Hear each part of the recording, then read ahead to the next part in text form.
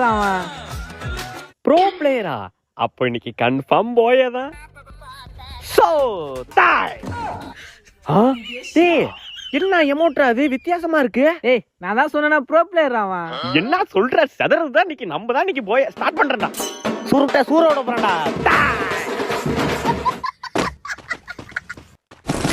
அப்பாடி ஏகேம். ஏகேம் ஏன்டா நீங்களா ஒரு டீம்மேட்டடா?